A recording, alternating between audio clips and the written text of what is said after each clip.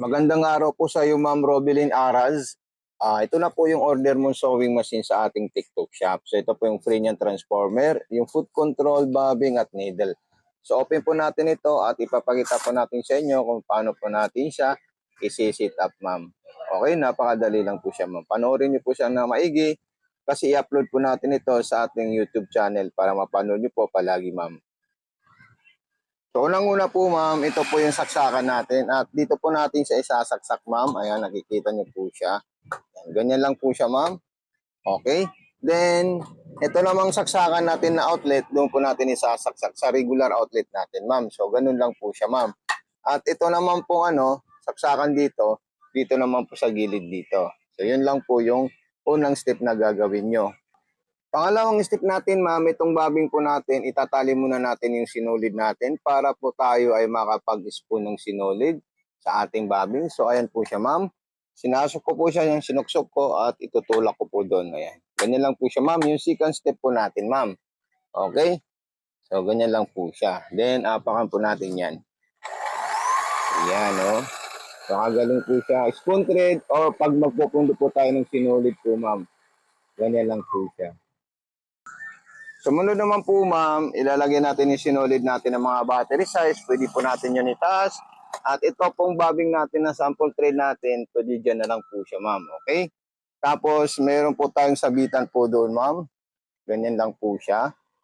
Ayan. Then, edidiretso po natin dito, ma'am. Ayan.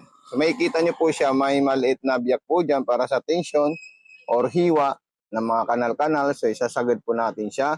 May hook po doon, ayun po yung hook niya. Itataas nyo lang po ito para makita nyo po ayun siya, ma'am. Ganyan po lang po, ma'am. Then, kasabit nyo po siya at diretso nyo po siya dito, ma'am. Then, dito naman po, ma'am. So, yan. Napakadali lang po siya, ma'am. Kasi, friendly use po itong sewing machine natin, ma'am. Yan. Then, butas na po na karayom, ma'am. Then, ito na pong karayom natin. Ipapasok natin yung sinulid natin sa butas ng karayom po, ma'am. Kaya, napakadali lang po siya, ma'am. Then, second step natin, yung bobbing natin, ayan po siya, ma'am. So, ganito lang po pag itatanggalin natin. At pag ilalagay po natin siya, ma'am, ganito lang po siya, ma'am. Ayan. Ayan po. Ayan. Ganyan lang po siya, ma'am. Okay? Then, tutunog po siya pag sinalpak mo po siya ng maayos. Okay? Ayan. Then, hawakan nyo po yung karayom natin na nanggaling sa needle. Ikutin natin yung bilog para ma-pick up niya at makuha niya at may labas niya dito sa may butas ng pressure foot. So, ayan po, ma'am. Sumunod naman po dyan, ma'am. Ilalagay natin yung tela natin. Kung anong tela ang gusto natin, ayan. So, tatandaan nyo po, ma'am, ito po yung mga option ng ating tahi. By color po siya, white, yellow, and orange. So, dito naman po yung lapad ng zigzagger. Sa ngayon po, nasa street sewing tayo ng manual, letter M. Then, yung distance naman po niya is malalayo. So, ayan po siya, ma'am. Okay. So, napaka-smooth po ang performance ng ating sewing machine. So, ayan. Napakaganda po siya, ma'am. Then, susunod naman po natin dyan kung tayo po ay magsisigsag. Then, kung tayo po ay magsisigsag, ma'am, so napakadali lang po siya. So, ano pang gagawin natin pag tayo ay magsisigsag? So, ililipat lang po natin ito sa gusto natin sigsag. At ito rin, ilalagay natin kung gaano kalapad yung gusto natin sigsag po, ma'am.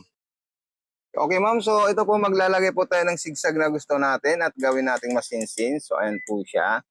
Ayan. Matatandaan nyo po siya, ma'am, kasi kung anong kulay ang gusto natin, yun din po ang lalabas na gusto nating design. So, ayan. Okay?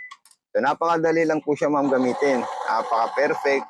Fit for beginner. Ito kasi para to sa masinsin. Kung gusto nyo dikit-dikit, yung pasada ng stitches length nyo po, ma'am. So, ayan. Then, nagsigsag po tayo ng normal. Okay? Tapos, kung gusto po natin is kulay yellow. So, ito po siya. Ayan. Then, di ba yellow? Tapos, may yellow-orange din dito. Tsaka white. Dito rin. So, ilalagay natin siya sa, sa orange. Yellow. Okay? So, ganun lang po siya, ma'am.